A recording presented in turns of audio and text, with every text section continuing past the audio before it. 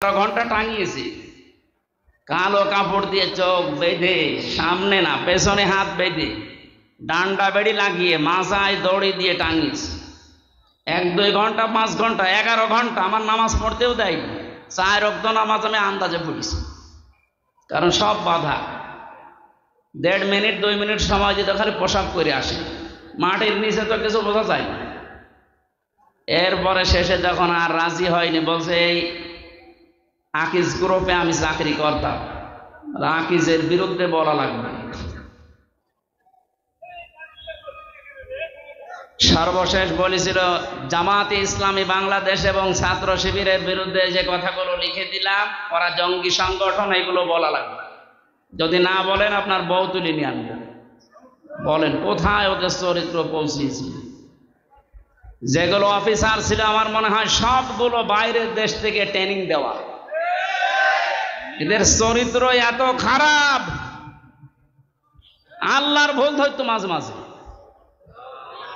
আরে ভাই, তুই আমার মামলার বিষয়ে জিজ্ঞাসা কর যে এই বিষয়ে আপনি কিছু জানেন কিনা। না, ও আল্লাহর ভুল ধর।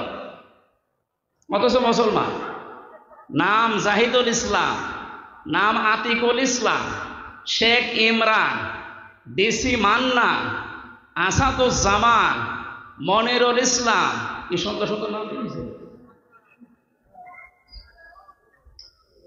আসাদুজ্জামান মানে কি?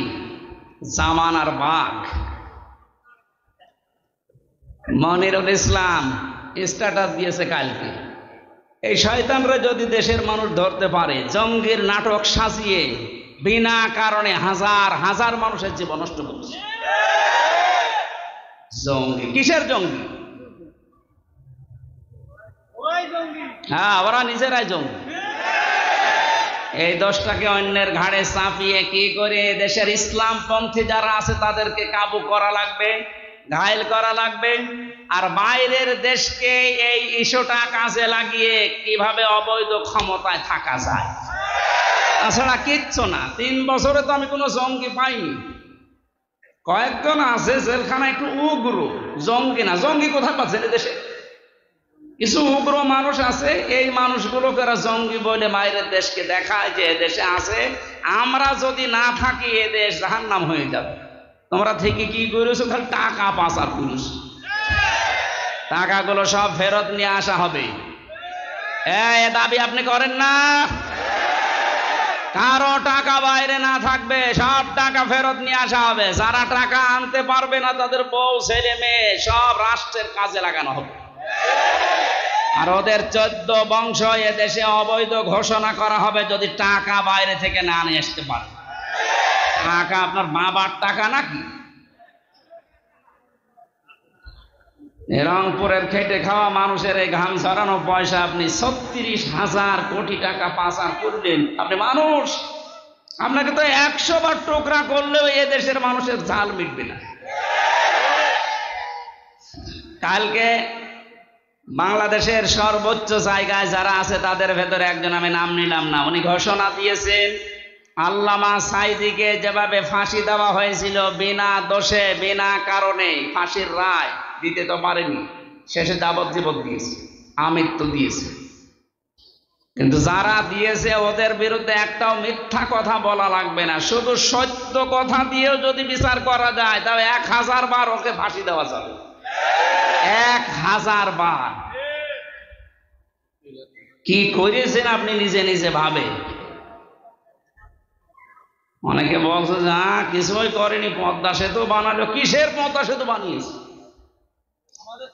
যা মেরে খেয়েছে। এই যে মসজিদের নাম বলে 560টা মসজিদ, আপনি জানেন সঠিক ইতিহাস? সৌদি আরব টাকা দিয়েছে, সেই টাকা দিয়ে মসজিদ বানিয়ে নিজের বাবার স্বপ্ন বলে চালাচ্ছে। যত স্বপ্ন সব তোমার বাবা দেখেছে, আর আমরা কি ঘুমাই? আমাদের স্বপ্ন নেই? কোরআনের পাখির যে স্বপ্ন ছিল ওই স্বপ্ন এখন বাস্তবে রূপ আসতেছে ইনশাআল্লাহ। যখন 100 জনের 58 জন চাচ্ছে, আর কিছুদিন যেতে দেন, এই দেশের 100 জনের 100 জন মানুষই চাইবে আল্লাহর কোরআন দিয়ে দেশ চলবে। কারণ 53 বছর তো আমরা দেখলাম, একটু শোনেন, 53 বছরে বাবা চালিয়েছে, স্বামী চালিয়েছে, চাচা চালিয়েছে, ভাবি চালিয়েছে, বইনও চালিয়েছে, বাবু চালায়নি। আমরা দেখলাম কি হয়। এখন শুধু বাকি আছে আল্লাহর এই কোরআন দিয়ে দেশ চললে কেমন দেখা যায়, আমরা দেখতে চাই। এই কথা বলেন না কেন? এটা দেখতে চাই না, এটা দেখবেন। এটা যদি কায়েম হয় তখন বুঝবেন যে কেমন সুন্দরভাবে দেশ চলছে, কেউ না খেয়ে থাকবেন ইনশাল্লাহ। আমরা যতটুকু আশা পাচ্ছি, দেখতে পাচ্ছি ভরসার জায়গা, এদেশের মানুষ যদি আর কয়েক % বেড়ে যায়, আর বাড়বে আমি ইচ্ছা করে আশা করছি, কারণ কয়েকদিন আগে 10 জন মুসলমান হয়ে গেল এই দিনাজপুর, এর আগে 2 জন চুয়াডাঙ্গা, এর আগে 1 জন গাইবান্ধা, এর আগে 1 জন এই চট্টগ্রামের কি লালদিঘি। হতে আছে অমুসলিমরা, আর মুসলমানরা তো একেবারে ছোট জালেম আর মাঝারি জালেম ফিরে আসতেছে, কারণ বড়গুলো তো সব তালিকা করা, ও আসবে না। আমার কুষ্টিয়ার যে 2 জন ছিল তালিকা, কোথায় যে পালিয়েছে, ওর বাড়ির ইট পর্যন্ত মানুষ খুলে নিয়ে চলে গেছে, পায়খানার প্যানও খুলে নিয়ে গেছে। যা, আমার মাঝে মাঝে মনে হয় আবু জেহেলের বাড়ি যদি পায়খানা হতে পারে, কারণ ও ওখানে বসে বসে সলা পরামর্শ করত নবীর বিরুদ্ধে, ইসলামের বিরুদ্ধে। কথা বলেন না কেন? এই জন্য আল্লাহ ওই জায়গাটাকে অভিশপ্ত করে দিয়েছে। ওই জায়গাটাও এখন ইন্টারন্যাশনাল পায়খানা। আমি হজে যখন উপর দিয়ে ঘুরছিলাম, আমার পেটে ব্যথা করছে, হঠাৎ ওই জায়গায় গেলাম, যে দাঁড়িয়ে আছে, এক পুলিশকে বলছি, হে ভাই, আমার তো পেটে ব্যথা করছে, এতক্ষণ তো ভালোই ছিলাম। আমারে বলছে, ইয়া হাজি ওর হজ্জা, তাই না বিলাত বোকা। হাজি দেশ কোথায়? যেহেতু মেন বাংলাদেশ, আমি বাংলাদেশ থেকে এসেছি। আমারও বলছে, আপনি জানেন না এটা কোন জায়গা? না তো। আবু সাহেলের বাড়ি, আপনি এখনো পায়খানা না করে দাঁড়িয়েছেন, তাড়াতাড়ি করে। কাজ করে দেখে আমার পেটের ব্যথা ভালো হয়ে গেছে। তার মানে আল্লাহ আমাকে বোঝাতে চাইছে যে হামজা, এত লক্ষ টাকা খরচ করে আসলি, আর ওই শয়তানের মুখে পায়খানা না করে চলে যাবা, তাড়াতাড়ি করো। কাবার পাশে ওর বাড়ি, এত দামি জায়গা, শুধু ইসলামের বিরুদ্ধে অবস্থান নিয়ে জালেমের থাকার জায়গা যদি আল্লাহ গজবের জায়গা বানিয়ে দেয়, এ বাংলাদেশেও যে সমস্ত জায়গায় বসে বসে আলেমদের বিরুদ্ধে, ইসলামের বিরুদ্ধে ষড়যন্ত্র করত, ওই জায়গাগুলো জাতীয় পায়খানা বানানো। আমার কে বললাম বুঝে বলছেন তো ঠিক নাকি আন্দাজে? আবু জেহেলের বাড়ির সাথে এ বাড়ির যাদের মিল আছে, সে যে নম্বরই হোক, এই নম্বরগুলো আমরা পায়খানা বানাতে চাই। সারা বিশ্বের মানুষ দেশ দেখতে আসবে আর জানবে যে এই জায়গায় গেলে পেটে ব্যথা হবে। কথা বলে না কেন? কারণ এই গজবের জায়গা এগুলো, যেখানে ইসলামের বিরুদ্ধে ষড়যন্ত্র হইতো, বসে বসে দুর্বিসন্ধি করতো, কি করে আলেমদের ফাঁসি দেওয়া যায়, কি করে আলেমদের আটক করে রাখা যায়। মামলাটা আমার 31 বার উঠেছিল, জামিন দেয়নি, অথচ জালেম চলে যাওয়ার পরেই মামলা তুলেছি, কোনো কিচ্ছু নেই, একবারে খালাস করে দিয়েছি। তার মানে ওর হাত ছিল। বিচারপতি কারবার বলতো, আমার কাছে কেন আসেন? হাইকোর্টের বিচারপতি বলছে, আমার কাছে কেন আসে? আমার হাত বাঁধা, উপর থেকে যতক্ষণ পর্যন্ত আল্লাহর ওই অলি সিগন্যাল না দেবে কিছু করার নেই। কোথায় ছিলাম আমরা? বিচার ব্যবস্থাকে কোথায় পৌঁছিয়ে দিয়েছে। আজকে প্রধান বিচারপতি যে কথাগুলো জানিয়েছে, আমার মনে হয় এই কথাগুলো বাংলাদেশে অতি শীঘ্রই, অতি দ্রুত কার্যকারী করা দরকার। ন্যায় বিচার দেশে কায়েম হবে ইনশাআল্লাহ। যারা দায়িত্বে আছে আল্লাহ তাদেরকে অমরের মতো যেন বানিয়ে দেন, বলেন আমিন। আমরা হাদিসের এখনো 5-6টা শব্দ ছিল সামনে, রত্তিল কামা কুনতা তুরাত্তিলু ফিদ দুনিয়া। এই শব্দগুলোর ব্যাখ্যা আপনারা আশপাশে যারা আলেম আছে এনাদের কাছে জেনে নিয়ে আমরা তাফসীরুল কোরআন মাহফিলে প্রবেশ করছি। সূরা নসর, কোন সূরা? বলেন বলেন, নসর না নাসর? নুন সোয়াদ র। নাসরুন শব্দের শাব্দিক অর্থ হচ্ছে সাহায্য, আর নুন সিন র নাসর মানে ঈগল পাখি। এই জন্য যারা এই সূরাটা পড়তে গিয়ে সোয়াদ না বলে সিন দিয়ে উচ্চারণ করেন, আপনার কিন্তু নামাজ হবে না। কারণ নামাজ ভাঙার কারণ 19টা, তার ভেতরে প্রথম কারণ কোরআন যদি কেউ অশুদ্ধ পড়ে। এবার তেলাওয়াত করবেন শুদ্ধভাবে। আমরা প্রবেশ করছি। ফাউযু বিল্লাহি মিনাশ শাইতানির রাজিম। বিসমিল্লাহির রহমানির রহিম।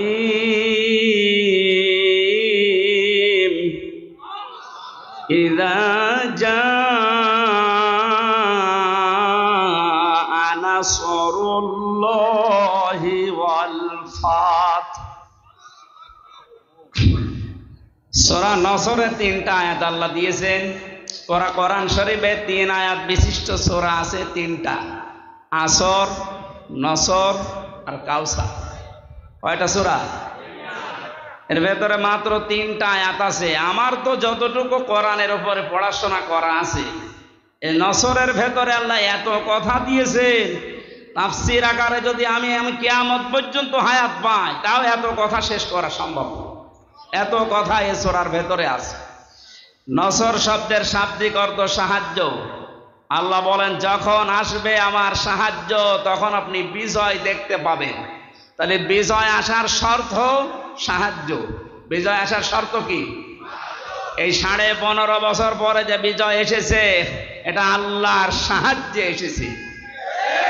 মাধ্যম বৈষম্য বিরোধী ছাত্র আন্দোলনে যারা জীবন দিল এরা মাধ্যম, আর যারা 2700 এখনো হাসপাতালের বেডে কাতরাচ্ছে।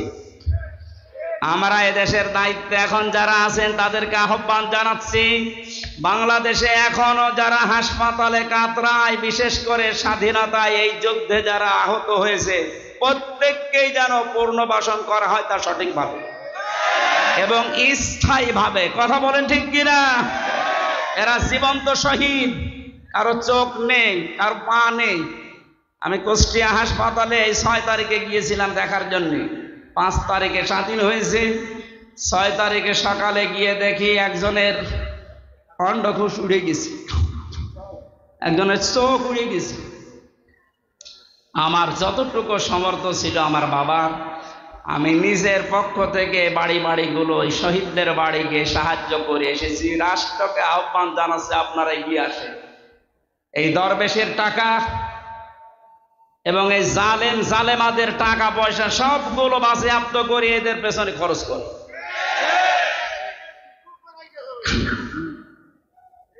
আমার ভাইরা, এজন্য যে বিজয় আমরা পেয়েছি এটা আল্লাহর সাহায্যে, তাছাড়া সম্ভব ছিল না। 15.5 বছর দেশে বহু মানুষ চেষ্টা চালিয়েছে, পারে নাই। আমার মনে হচ্ছে আবু সাইদ, মুগ্ধ, রায়হানি, আমিন সহ এই ছেলে মেয়েদেরকে আমার আল্লাহ পাক এই দেশে আবাবিল পাখির মতো পাঠিয়েছে। ইযা জাআ নাসরুল্লাহি ওয়াল ফাত। যখন আসবে আল্লাহর সাহায্য, হে নবী আপনি বিজয় দেখতে পাবেন। আর বিজয় যখন আসবে, যে 7টা জিনিস পর পর দেখা যাবে, তার 1 নম্বরে অরাআইতান নাসা ইয়াদখুলুনা ফি দীনিল্লাহি আফওয়াজা। আপনি দেখতে পাবেন দলে দলে, পালে পালে মানুষ ইসলামে প্রবেশ করছে। কোথায়? বলেন বলেন। এই সুযোগটাকে যেন অন্যদিকে না নিয়ে যায়। এখানে ফরিদপুর থেকে শুরু করে এই যে পঞ্চগড়ে অনেকে এখন কাজে লেগে পড়েছে বিভিন্ন মিশনারির নাম দিয়ে। সাদা পোশাকে তারা আসতেছে, নারী আর পুরুষ সবার পোশাক সাদা। ওরা এখন খ্রিস্টান ধর্মের নাম না, ঈসাই ধর্মের নাম দিয়ে মানুষদেরকে ওই ধর্মে নিয়ে যেতে চেষ্টা চালাচ্ছে। এটা বিজয়ের বিপক্ষের অবস্থান।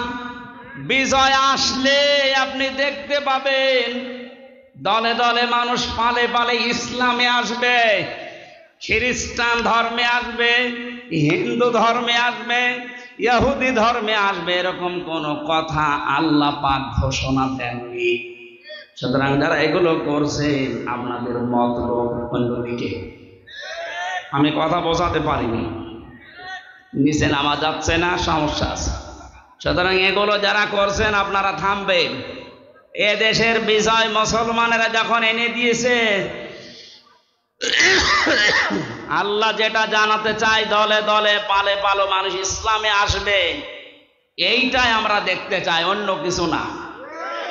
সুতরাং ইহুদি, খ্রিস্টান, কাদিয়ানি, অন্যান্য যত নাম নিয়ে মানুষদেরকে ইসলাম থেকে বের করার চেষ্টা চালাচ্ছেন, এদেশের মুসলমানেরা এখনো বুঝে উঠতে পারেনি। যদি বুঝে উঠতে পারে, মাটি তলা পায়ের নিচে কিন্তু মাটি থাকতে দেবে না। কথা বলেন। আমরা আপনাদেরকে আহ্বান জানালাম, আপনারা থামবেন। যারা অন্য ধর্মের প্রচার করছেন, ৯৬% মুসলমানের দেশে ইসলাম থাকবে, অন্য কিছু না। অন্য যারা থাকবে জিজিয়া দিয়ে থাকবে। কথা বলেন না। আপনারা যদি বসবাস করতে চান, হ্যাঁ ওয়েলকাম, স্বাগতম জানাচ্ছি, নিরাপত্তা দিয়ে রাখা হবে, কিন্তু নিজেদের ধর্ম ইসলামের উপরে চাপিয়ে দেবেন না। কারণ আল্লাহর সাহায্য যখন আসে তখন বিজয় আসে। এই আয়াত অনুযায়ী আমরা দেখতে পাচ্ছি বিজয় আসার প্রথম কাজ, মানুষ আসবে ইসলামে। কোথায়? আফওয়াজা শব্দের শাব্দিক অর্থ আলেম যারা আছে জিজ্ঞাসা করেন তো। দলে দলে পালে পালে মানুষ ইসলামে আসবে, এর প্রমাণিত এই যে দিনাজপুরের 10 জন মুসলমান হয়ে গেল। তা আপনি আবার কোত্থেকে কি ঈসাই ধর্ম নিয়ে আসতেছেন? এবার আসেন তো শব্দের দিকে তাকাই। আল্লাহ পাক বলেন, হে নবী, আপনি দেখতে পাবেন মানুষগুলো দলে দলে পালে পালে প্রবেশ করছে ফি দীনিল্লাহ, আল্লাহর দিনে। কার দিন? বলেন তো দিন কার? আরো জোরে। আমাদের নাকি দিন? দিন আল্লাহর। আমরা হচ্ছে দিনের খাদেম, কামলা, লেবার, মনীষ, পাট, যাই বলেন, সার্ভেন্ট, ভিত্ত। আমরা কেউ এ দেশে দিনের মালিক না, আমরা সবাই দিনের খাদেম। দিনের খাদেমে কথা বলতে লজ্জা হয়, শরম লাগে, নিজেকে ছোট মনে হয়। আরে বিশ্ব নবী ছিলেন দিনের খাদেম। প্রচার করতে গিয়ে যখন কাফেরেরা পাথর দিয়ে আঘাত করত, ঢেকে ফেলতেন মারতে মারতে, হযরতে জিবরাইল এসে যখন পাথরগুলো সরিয়ে ফেলেন, নবীজি আহত অবস্থায়, ক্ষত বিক্ষত অবস্থায়, কথা বলতে পারেন না, এমন কঠিন অবস্থায় বলতেন, ইয়া আখি জিবরাইল, হে ভাই জিবরাইল, আমার কাজটা সকালবেলা থেকে কি? অন্য কোন কাজ আছে আমার? ফেরেশতা জিবরাইল বলতেন, ইয়া রাসূলুল্লাহ, আল্লাহ পাক আমাকে জানাতে চেয়েছেন, বলতে বলেছেন এই কথা যে সকালবেলা থেকে আপনার কাজ এই দিনের খেদমত করা, কারণ দিন প্রচারের জন্য দিনের খাদেম হিসাবে আল্লাহ আপনাকে পাঠিয়েছে। দিনের মালিক নবীজিও না, দিনের খাদেম ছিলেন তিনি। আমরাও দিনের খাদেম। বাস্তবতা এবার সামনে নিয়ে আসছে। আমরা আজ 53 বছরে দিনের খেদমত করছে এদেশের অনেক মুসলমানেরা, চেষ্টা চালাচ্ছে দিনের খেদমতের যে সমস্ত পর্যায়গুলো আছে, মানুষকে দিনের দিকে নিয়ে আসা, ডাকা, দিনকে আল্লাহর জমিনে কায়েম করা, যে যেভাবে পারছি আমরা চেষ্টা করছি। কিন্তু দেখতে পাচ্ছি আমাদের এই বাধা দেওয়ার জন্য অনেকে উঠে পড়ে লেগেছে।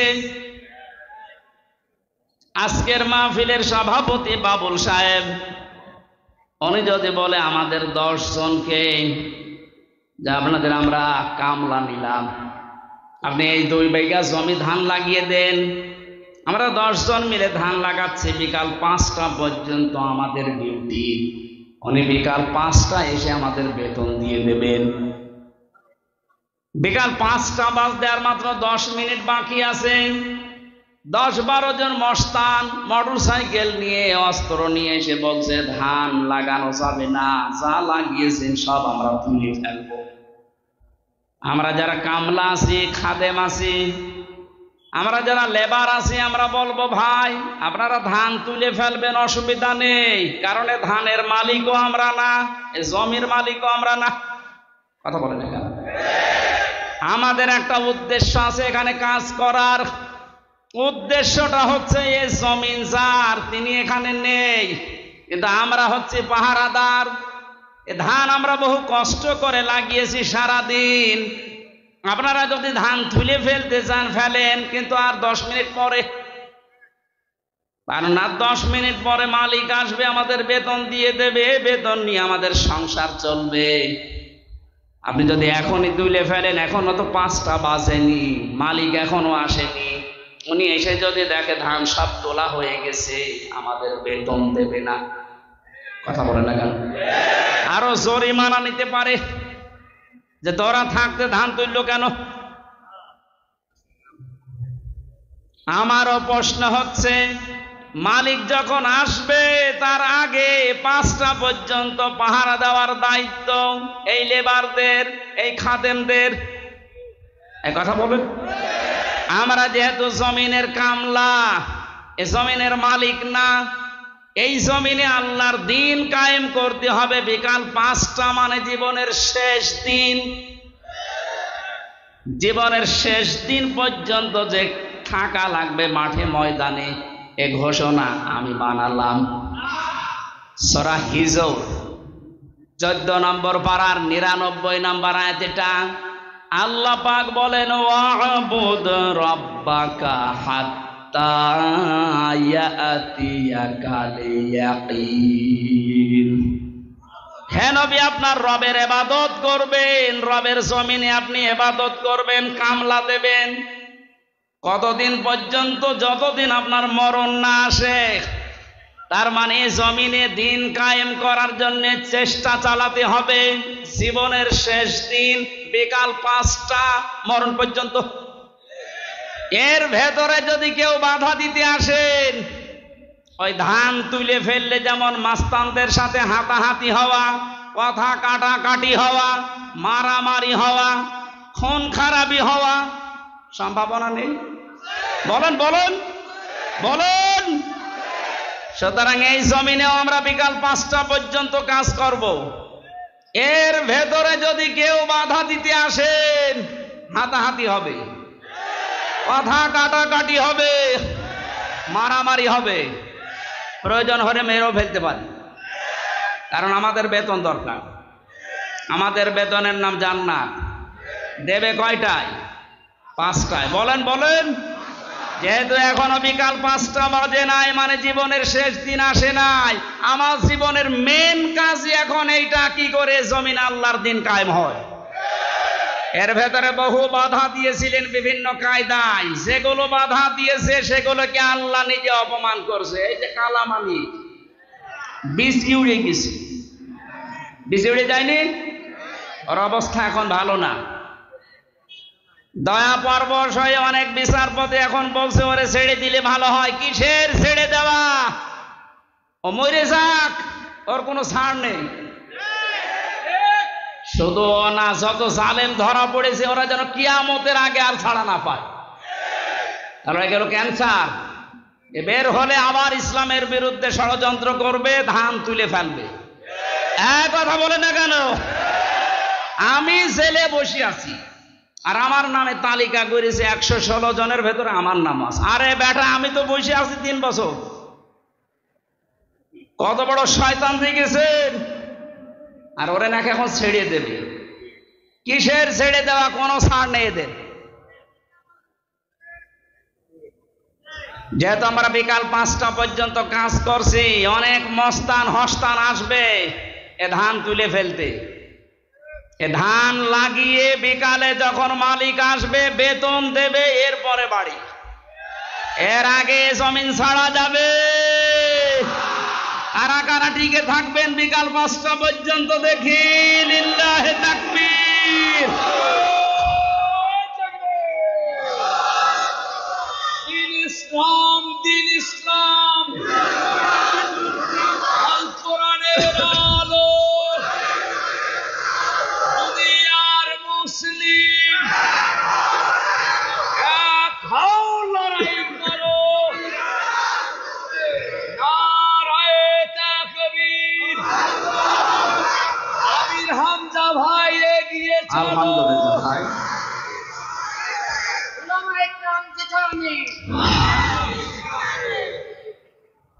হ্যাঁ, আমাদের একজন উপদেষ্টা গতকালকে জানিয়েছেন এদেশকে সংস্কারের জন্য ওলামা ইকরামের ভূমিকা রাখতে হবে এবং রাখার সুযোগ দিতে হবে। সুতরাং ওনার কথায় আমি সাপোর্ট দিচ্ছি, এদেশে আলেমরা যেন ভালো ভালো জায়গায় যায়। ধর্ম উপদেষ্টা উনি ঘোষণা দিয়েছে এদেশের আলেম এবং মাদ্রাসায় যারা পড়ে শুধুমাত্র মাদ্রাসা আর মসজিদ নিয়ে থাকলে হবে না, স্বপ্ন দেখতে হবে কিভাবে রাষ্ট্র চালানো যায়। কোনো মহিলার দরকার নেই। আমরা চাই এই সমস্ত জায়গাতে যেন পুরুষ মানুষের এবং যে পুরুষ আল্লাহ রসুলকে বিশ্বাস করে দুনিয়া চলে তাদেরকে এই জায়গায় আমরা চাই। কথা বলেন। তাই বলে ফরিদ উদ্দিন মাসুদের মতো মানুষ না, রুহুল আমিনের মতো মানুষ না, এগুলো আলেম নামে ক্যান্সার। ইসলামের সবচাইতে বড় ক্ষতি করেছে 15.5 বছরে এই জালেমগুলো। বাতিলের 5 আটা গোলামি করে কওমি জননী নাম দিয়ে কওমি মাদ্রাসার ইজ্জত মেরেছে। 3 বছরে যত কওমি আলেম আমার সাথে ছিল অধিকাংশগুলো ওর নাম ধরে বরদোয়া করতো জেলখানায়। যেই দিন কওমি জননী নাম দিয়েছে জালেমাকে সেই দিনই বরদোয়া হয়েছে। মাওলানা মামুনুল হক, শাকাওয়াত হোসেন রাজি ভাই যারা ছিল বসে একটা কাজ করলো, আমাদের তো সব উল্টাপাল্টা করে ফেলল। কত বড় জাল মানুষ! জালেম হলে একজন আলেম নৌকা মার্কা নিয়ে দাঁড়ায়, বলেন তো। হ্যাঁ, আর সে আবার জোর করে নামাজ পড়াতে আসে, ওর পেছনে নামাজ হয়। যে লোকটা নৌকা মার্কা নিয়ে ভোটে দাঁড়াতে পারে ওর পেছনে নামাজ হয় কি করে? আমার মনে হয় নৌকা মার্কা না নিয়েও যদি কুকুর মার্কা নিত তাও অন্তত একটা পদে থাকতো। কি মার্কা নিয়েছে বলেন তো? একটা মার্কা হলো ইয়াজিদ। এই নামটা যেমন গালি হয়ে গেছে, আমার মনে হয় এদেশে অনেকের নাম এখন সামনে কালের আবর্তনে গালি হয়ে যাবে। আপনি যদি হিন্দুকেও বলেন ভাই 5,000 টাকা দেবো ছেলের নাম ইয়াজিদ রাখেন, বলো এটা নাম হইলো, ওটা গালি। কাউকে যদি বলে ইয়াজিদের বাচ্চা, ওই এমনি রেগে যাবে। দেখেন যে সময় আসতেছে কিছুদিন পরে যেই বলবেন আপনি অমকের বাচ্চা, ওই এমনি রেগে যাবে, বলবে না আপনি দরকারে আমার কুকুরের বাচ্চা বলবেন, তারপরও আমি ওই নামের বাচ্চা হতে রাজি না। মানুষ হয়তো না বুঝেও বলতে পারে। কেউ কেউ যদি শোনে বলেন যে কুকুরের বাচ্চা, ওর মাথা গরম হয়ে যাবে। ওরে যদি বলেন বাঘের বাচ্চা, বাঘও তো জানোয়ার, কুকুরও জানোয়ার, ওকে টের পাচ্ছে। সুতরাং কালের আবর্তনে আমরা দেখতে পাচ্ছি আপনাদের নামও থাকবে না। 15.5 বছরে যেমন পরিচয় দিতে আমাদের ভয় পেতাম, এই যে অবস্থায় 1 মাস 15 দিনে হয়েছে, এখন এ দেশে আমার সারা দেশ ঘোরা শেষ, একটা জেলাও আমার বাকি নেই। যা দেখতেছি এ দেশের 1 ইঞ্চি জায়গায় দাঁড়িয়ে কেউ কথা বলার সাহস এখন নেই যে আমি এই করি। বলতে পারবে? পিটিয়ে মেরে ফেলবে। আমার বংশের 100 জনের 98 জন ছিল ওই আগস্টের 5 তারিখের পরে বিকাল বেলা আমারে বলছে বাবাজি আমরা সব জামাতে ইসলামী হয়ে গেছি। হ্যাঁ, জামাতে ইসলাম এতদিন কি করলে? আমি 3টা বছর জেলে পড়ে আছি, কোনোদিন খোঁজও নেননি। আরো আমার বাবার কাছে সে টিটকারে দিত, তো ভালোই হয়েছে। এখন ঠেলা টের পান আপনি যে হঠাৎ করেই ঘুরে গেলেন। ছোটখাটো এবং মাঝারি ধরনের জালেম যারা সব ফিরে আসতেছে, কারণ এরা জানে যে এদেশে কিয়ামতের আগে অন্তত আর দাঁড় করানো আমাদের সম্ভব না, বুঝে ফেলেছে। এই জন্যই বলছি মোড়ে মোড়ে ছবি টাঙিয়ে দেন, ফেসবুকে দিয়ে দেন যে এগুলো যেন দেশে আসতে না পারে, এলাকায় ঢুকতে না পারে। নূহ আলাইহিস সালামের ওই দোয়াই করছিল তাজার আলাল আরদি মিনাল কাফিরিনা দাজ্জারা, এদের আন্ডা বাচ্চা পর্যন্ত জমিনে থাকতে না পারে, কারণ ওর পেট থেকে যেটা আসবে ওটা ডবল হারামি হবে। সম্মানিত মুসল্লিকরাম, আমরা আল্লাহর জমিনে আল্লাহর দ্বীনের খাদেম, আমরা কেউ মালিক না। আমরা চেষ্টা করে যাচ্ছি, যদি কায়েম হতে পারে ভালো, না হলেও আমাদের অসুবিধা নেই, আমাদের বেতন আছে। কথা বলেন না কেন?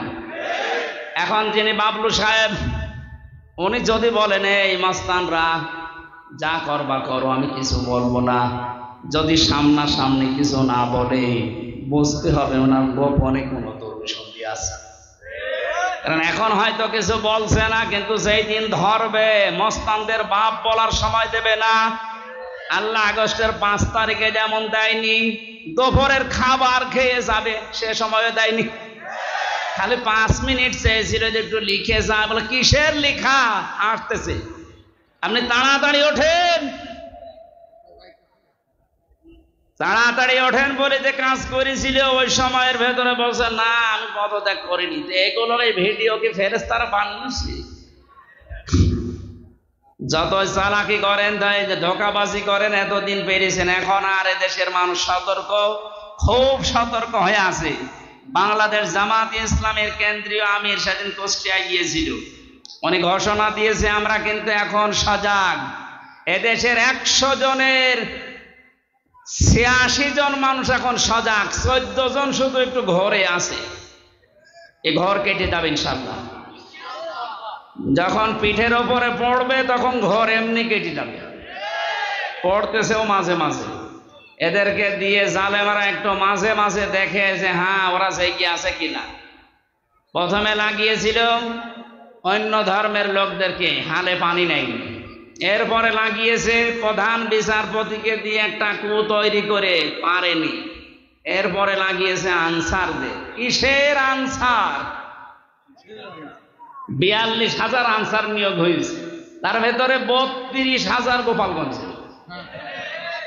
আমরা যে এখনো 63 জেলার লোক আছি, আমরা কি ঘাস কাটছি? সবই যদি ওই জেলার হয় তো বাংলাদেশে 63 জেলা জেলা না? পার্সেন্টেজ হিসাবে ভাগ করে দিতে পারেন না? সবগুলো ওখান থেকে। এই জন্যই তো ওরা লেগেছে। এই 17 বছর কোথায় ছিলেন আপনার অধিকার নিয়ে? হঠাৎ এখন শুরু করেছে। পুলিশ ছাড়া যদি দেশ চলতে পারে, আনসার ছাড়া চলবে এক আদমি। কোনো দরকার নেই, সাদা বিলুপ্ত করে দিন। এই জন্য আমাদের উদ্দেশ্য হচ্ছে দিন কায়েম করা।